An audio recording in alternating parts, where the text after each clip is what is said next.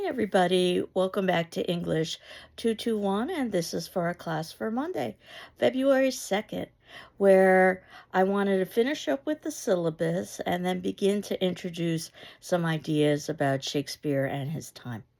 So, as you know, last class we reviewed the syllabus. The class before that was canceled because of inclement weather.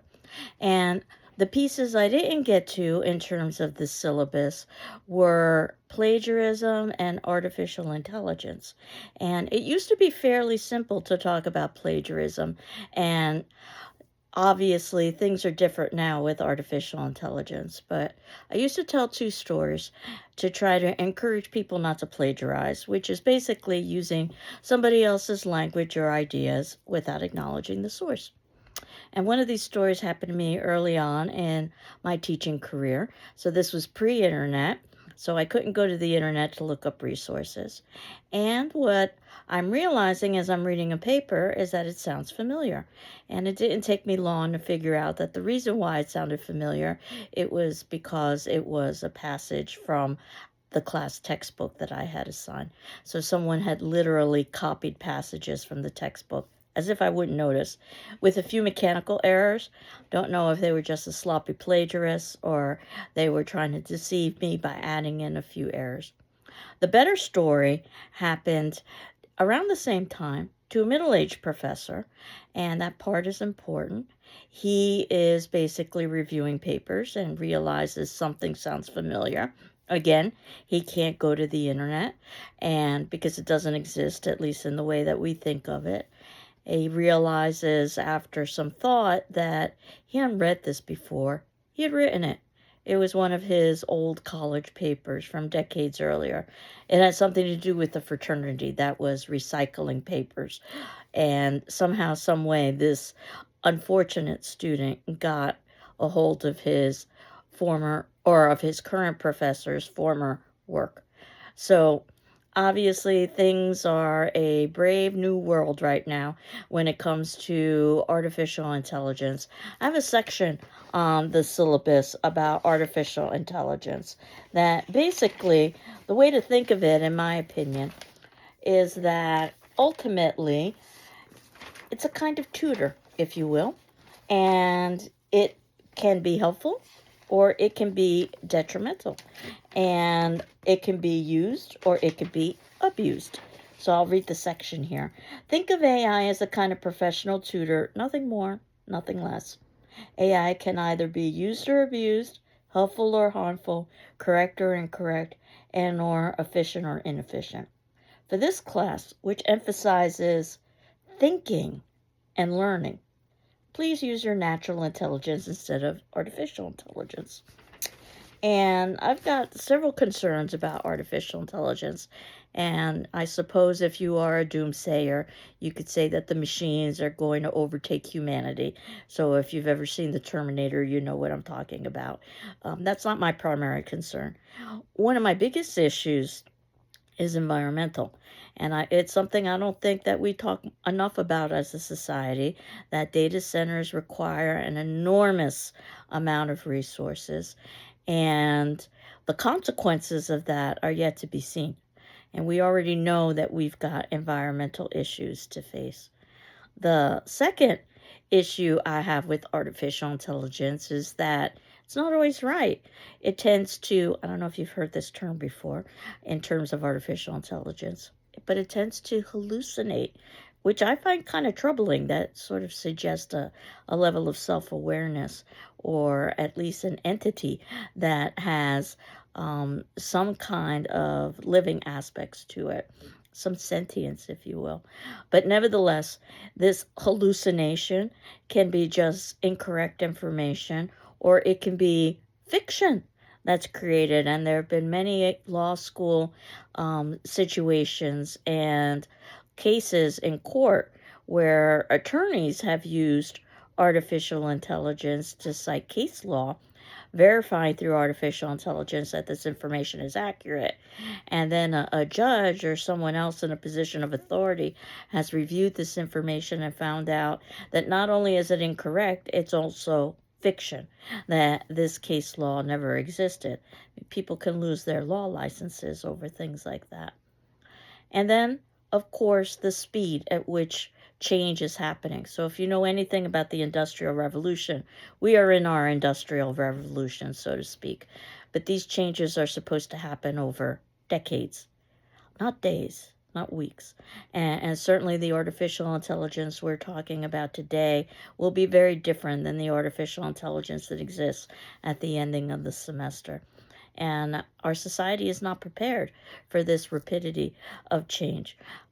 We're not prepared economically, we're not prepared socially, intellectually, emotionally.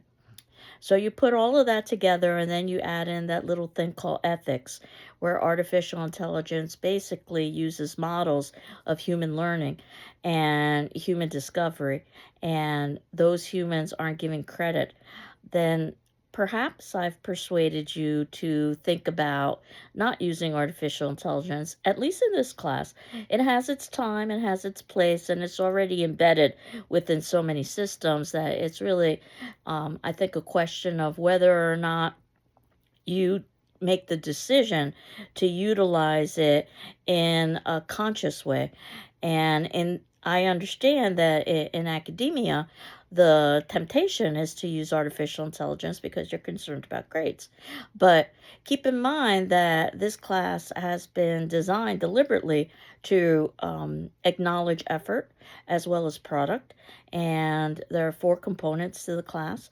And 25% is merely answering the attendance question and watching these videos. In other words, participating. And another 25% is paper number 1, which you can rewrite for a higher grade. And we'll talk a little bit more about paper number 1 over the next couple classes. And paper number 2 is basically a repetition of what you did with paper 1, but about a different text. And then finally, the final examination, which is open book, open notes. It's not a question memorization. It's a question of understanding, where you get to synthesize the entire semester. That's done very deliberately so that hopefully you don't have the temptation to use artificial intelligence. So that's my little section about the syllabus and the course outline. And note that I'm not using the Google program. It's fairly easy for you to determine your own grades because there are just 4 components to this class. But certainly reach out to me if you wanted more information about your standing in the class. And reach out to me if you've got any questions or concerns, of course. So what I wanted to do, I'm going to keep this video short, is to have you watch 3 videos that I think do a nice job talking about Shakespeare's biography and some of what was going on during Shakespeare's time. The first is an A&E biography about William Shakespeare. It's approximately 45 minutes long. Came out in 1997.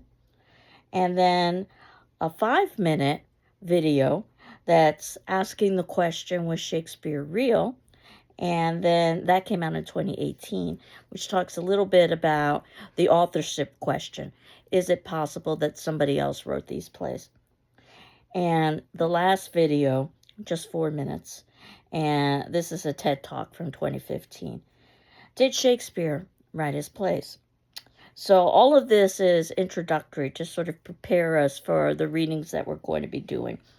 And the way we're going to start the class is by talking about Shakespeare's sonnets, his short poems. That'll give us an idea of how to go about reading Renaissance English, and more on Renaissance English next class. And I've selected just 6 sonnets, but I think they will give you a nice overview. Sonnet 15, 18, 20, 127, 130, 151. Note that the sonnets are not titled, so we refer to the sonnets either by their first line, such as, "Shall I compare thee to a summer's day?" or we refer to them by the number, the chronology in which scholars have put them in. Next class, I wanted to talk a little bit more about Shakespeare's theaters, some of Shakespeare's texts, and then move into the sonnets. And our first major play is A Midsummer Night's Dream. And we've got multiple classes devoted to A Midsummer Night's Dream. But as I had indicated, that it is ideal if you can have the play read in its entirety when we begin discussing that play. So as we are discussing it over several classes, then you can be looking at the next play, which happens to be Much Ado About Nothing. And in terms of thinking about where to find these Shakespeare resources, of course, they are available online, and of course, you can find lots of hard copies as well. You can use basically any text that you wanted, though I recommend that you use a text with good footnotes when it comes to Shakespeare, because that will definitely help you with the language. A couple of name brands to recommend: Riverside, which is what I used as an undergraduate. Unfortunately, it's out of print, but you can find used copies. Pelican, which is a brand name and is, I believe, the version that I had ordered for class. It has Shakespeare's entire works in a fairly affordable form. Not that we're reading all of Shakespeare's works. Signet is also very good, and certainly you can purchase the plays individually, and Signet is a great option for doing that. They're paperback and they're affordable. Folger as well, and in fact, I wanted to direct you to the notes below to the 5th section, where you've got a link to the Folger Shakespeare Library, which is really the mecca for Shakespearean studies in the United States. And the Folger Shakespeare has a link on it that will allow you to access all of the plays for free. No footnotes, you have to pay for that.